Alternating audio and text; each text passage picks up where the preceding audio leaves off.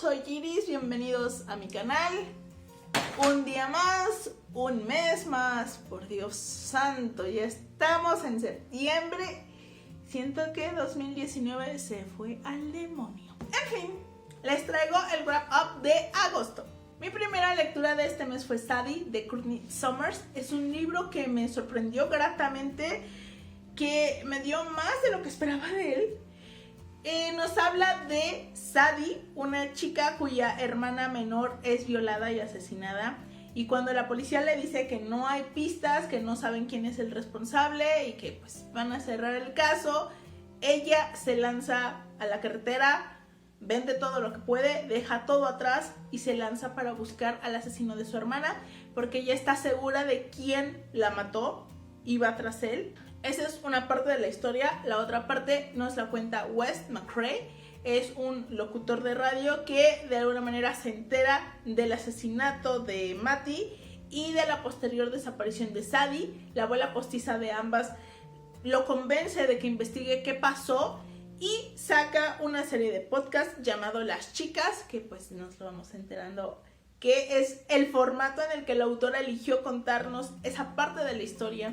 Entonces, por un lado, seguimos la búsqueda de Sadie, de este asesino, y por otro lado, seguimos a Wes, la investigación que hizo, todo lo que fue encontrando para saber qué ocurrió con Sadie, porque obviamente la parte de Wes ocurre meses después de la desaparición de Sadie, entonces como que es tratar de saber qué fue de ella y qué fue con su búsqueda. Es un poco desconcertante al principio porque la parte de Wes está contada como si fuera un guión, una transcripción del podcast, y eso puede a lo mejor destantearte al inicio, pero a mí me tomó como un par de páginas y en mi mente se empezó a reproducir como si fuera un reportaje audiovisual, entonces no tuve tantos problemas. Es una historia que me sorprendió, los temas que toca, Sadie, la búsqueda de Sadie, me gustó muchísimo. La verdad es un gran libro. Tiene algunas fallas, obviamente, principalmente me causa un conflicto que algunas pistas que encuentra Wes son como, ay, una casualidad muy sorprendente, pero de ahí en fuera me gustó muchísimo este libro. La segunda lectura fue Chicos Típicamente Americanos, de Jason Reynolds y Brendan Keeley. Este libro igual está contado con dos narradores. Por un lado tenemos a Rashad, un adolescente negro que va a la tienda porque va a haber una fiesta. Es un viernes, ha salido de clases y va a comprar unas botanas. Ocurre un incidente inocente, pero lo que podría haber sido normal en unas personas blancas, al ser Rashad un adolescente negro que se viste como un adolescente negro, entonces la gente de la tienda cree que él está robando y un policía que estaba ahí empieza a agarrar a golpes a Rashad contra el piso una y otra vez, aunque lo tiene esposado e indefenso. Quien es testigo de eso es Quinn, otro compañero de escuela que es amigo del hermano menor del policía que está golpeando a Rashad. Quinn no quiere decir que él fue testigo, él trata de alejarse, pero Quinn entra en un dilema moral y empieza como a meditar muchas cosas. Para empezar, el haber visto a Paul, un hombre al que él vio como un referente masculino porque lo ayudó mucho tras la muerte de su padre, empieza a lidiar con ese nivel de violencia que tiene Paul. Ese ver el otro lado de una persona que admira y aprecia lo impacta bastante, pero también Quinn empieza a cuestionarse muchas cosas. Empieza a cuestionarse su privilegio blanco, empieza a cuestionarse el racismo de la sociedad americana e incluso su propio racismo. Porque creo que cuando hablamos de racismo en Estados Unidos, pensamos, no sé, en el Ku Klux Klan, en los linchamientos, en segregación racial o cosas así, y en realidad esas son expresiones de violencia racistas, pero muy altas en la pirámide, digamos. Pero hay otras actitudes racistas mucho más cotidianas, mucho más normalizadas, de las que él empieza a ser consciente y empieza a cuestionarse muchísimas cosas. El tercer libro que he leído hasta el momento es Restauración, de Ave Barrera, y es un libro que Lo que puedo decir es que me tiene muy desconcertada, me confundió un poco y... cielos, no lo sé. Tuve que meditar mucho este libro. El libro nos habla de Jasmine Min, una chica que trabaja de restauradora, una chica que está involucrada en una relación romántica tóxica. Cuando empieza como a describir la relación, si era de en plan, amiga, date cuenta. Pero la realidad es que Min se da cuenta. Min sabe muy bien en qué clase de relación está, pero es incapaz de salir de ahí. O sea, Min sabe que está dando más a esa relación de la que recibe. Sabe que Suri toma y toma de ella y no hay un compromiso de su parte, y sabe que se aprovecha de sus circunstancias para no profundizar en la relación, pero en el fondo Min es incapaz de salirse de ahí. Sigue con la esperanza de que él cambie. Un día Suri regresa de un viaje que hizo sin avisarle de nada y actuando como si le hubiera contado y todo, y le dice que un tío suyo acaba de morir en Chicago, que por eso se fue, y que ha heredado una casa. Bueno, él no es el heredero universal, tiene una tía, tiene familia, pero la casa está en ruinas, está por el parque hundido. La casa está obviamente muy dañada por todos los años que ha estado deshabitada, pero Min tiene un flechazo con esa casa. Es una residencia neocolonial y acepta el encargo de restaurarla porque pues es a lo que ella se dedica. No solo porque la casa le encante y represente un reto profesional, sino porque cree que de esa manera representará un avance en su relación con Suri. En determinado momento nos vamos a otro tiempo, al pasado, donde conocemos a los antiguos habitantes de esta casa y cómo era su relación, cómo ellos o este pasado afecta al presente de Min y Suri. Cuando yo empecé a leerlo, me atrapó. Tiene una primera página impresionante. O sea, yo dije, ¿qué es esto? O sea, ¿qué está pasando? Yo necesito saber más. O sea, no tienen idea de su inicio. Y a partir de ahí como que mi emoción cayó un poco. Porque este libro es lento. Lento como la cuaresma. No es un mal libro, es decir, este ganó el premio literario Lib. O sea, la autora es una autora que quería leer, que está en mi video de autoras contemporáneas mexicanas que quiero leer. Pero es tremendamente lento. Y dejen ustedes eso, la autora se recrea en las descripciones una y otra vez. Cosas que en lo personal creo que no aportan nada a la historia y se podrían haber quitado, hacen que todo transcurra de manera mucho más lenta. Voy a poner un ejemplo. Abrí mi bolsa y saqué las cosas que ahí había: la agenda, el teléfono, la pluma, una libreta, chocolates. Así, o sea, tienen escenas en donde de verdad te parece que estuviera haciendo un inventario y me desesperaba esa parte. Creo que hay cosas en donde era muy descriptiva y lo que era importante lo insinuaba. O sea, era como de, ¿por qué me haces esto? Quiero más detalles de esto. No, ¿cuántos instrumentos había en la mesa de trabajo? Por Dios.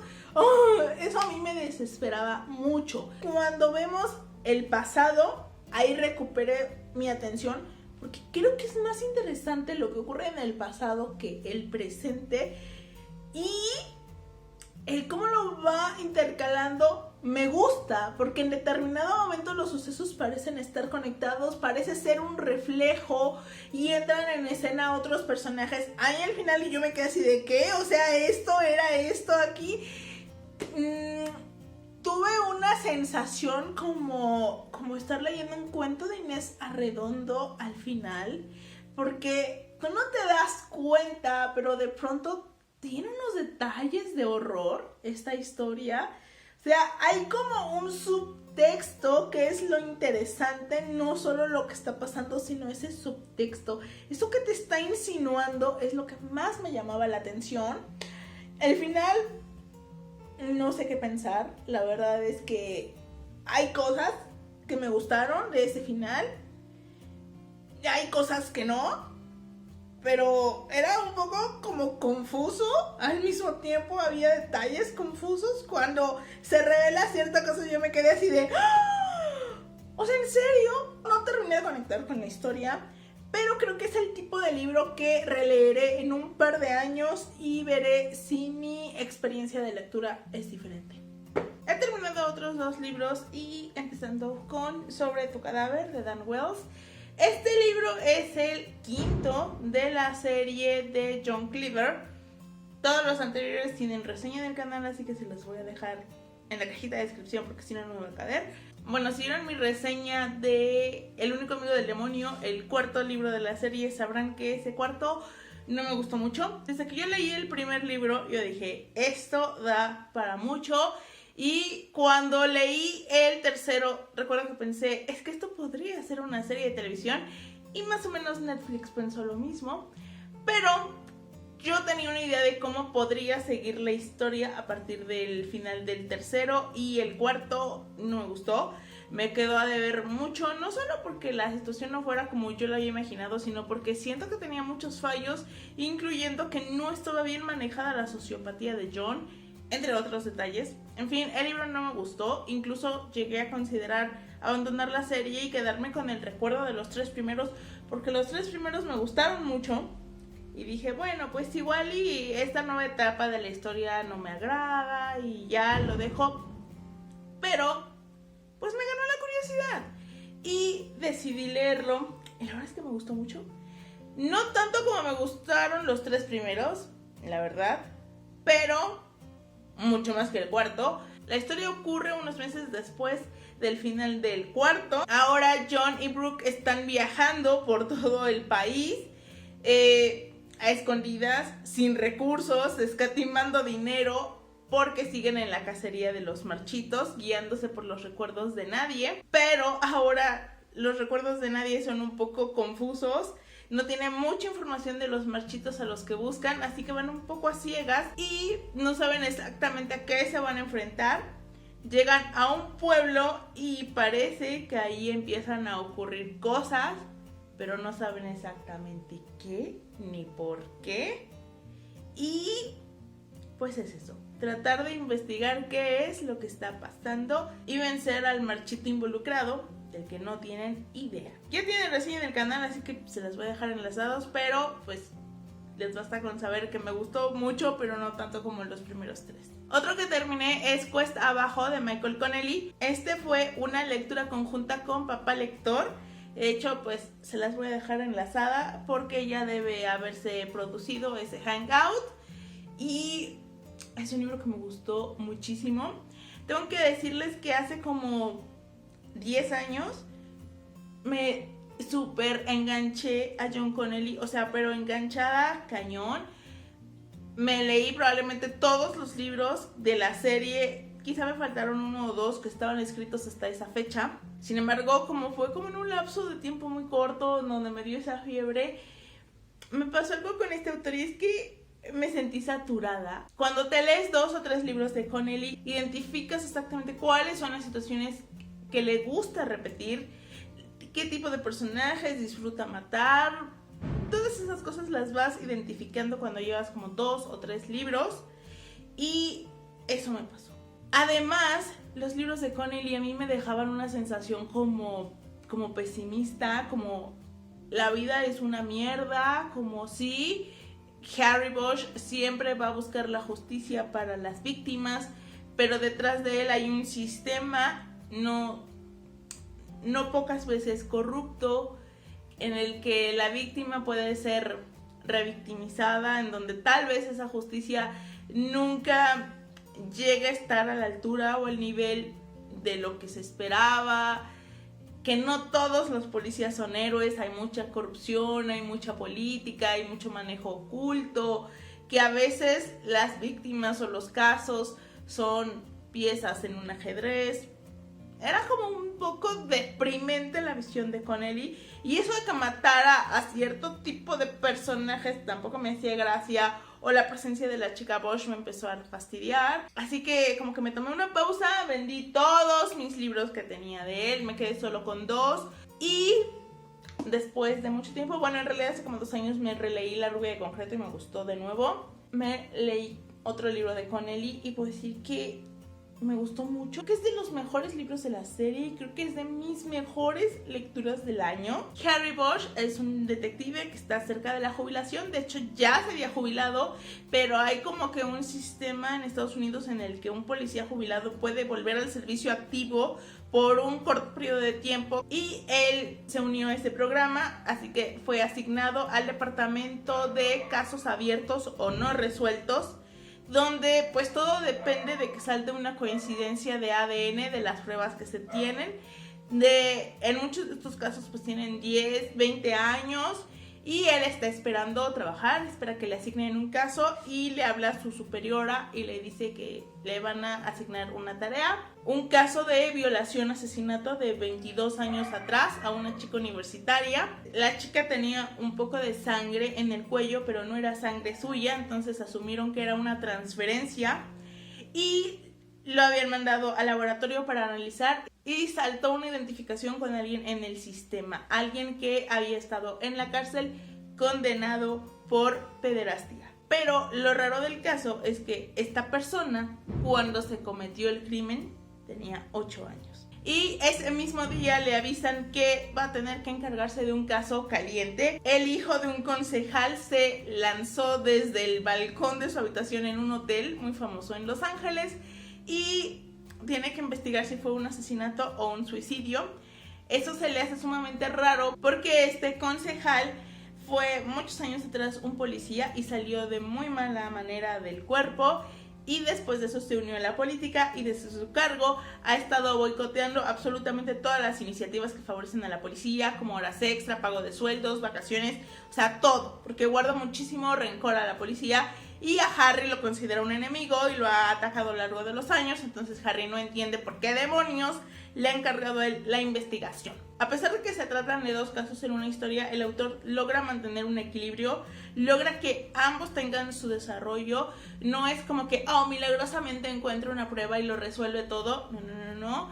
Es una investigación larga la que hace, donde se equivoca, donde acierta, donde hay muchos sospechosos, donde tiene que tirar hilos, donde ve qué está ocurriendo en ambos casos. Creo que está muy bien llevado. A pesar de que Harry es un personaje pues ya grande, este es el libro creo que 19º o 14º, no me acuerdo bien. Pero vamos, Harry lleva en el cuerpo como 20 años o más, tal vez 30. Y como en este libro nos muestra de que siempre hay una nueva capacidad para el horror, de que no está insensibilizado a lo que sufren las víctimas, no está acostumbrado, ¿no? Él tiene como un código de honor que dice que todas las víctimas cuentan o no cuentan ninguna. Y en este momento de su historia en donde él se está cuestionando muchas cosas, de pronto se da cuenta o es consciente aún más del horror que hay afuera, del grado de maldad que tienen algunas personas y cómo es su responsabilidad o su deber combatirlo. Y llegamos a la última actualización de este wrap up, Malinche, de Laura Esquivel. Ya saben que yo a Laura Esquivel la amo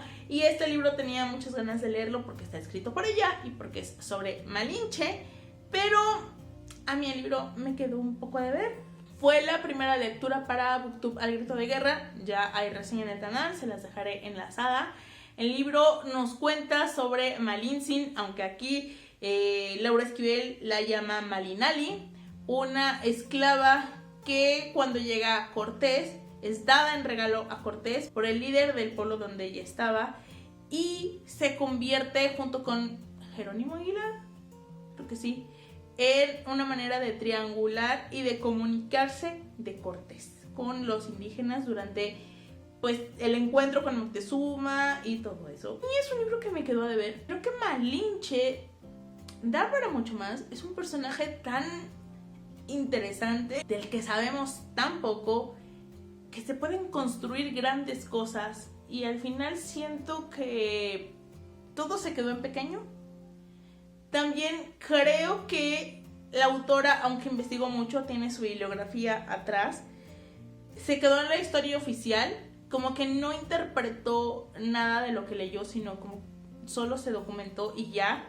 Por ejemplo, el Moctezuma que nos presenta es el Moctezuma que nos cuenta Bernal Díaz del Castillo y otras fuentes de la época, o sea, ya saben, supersticioso, que lloró, que fue asesinado por la muchedumbre, que de una pedrada, o sea, como que En ese lado se queda con la visión oficial y no interpreta muchas cosas porque han salido nuevas visiones sobre Moctezuma y ella se queda en lo oficial, que romantiza mucho la relación entre Cortés y Malinche, que a ver, puede ser, no lo descarto, pero de pronto parece como una historia de amor más que otra cosa y no fue como mi libro preferido de Laura Esquivel. Claro, no llega al nivel de decepción que sentí con Mi Negro Pasado, pero sí considero que este es un personaje o una historia que daba para mucho más.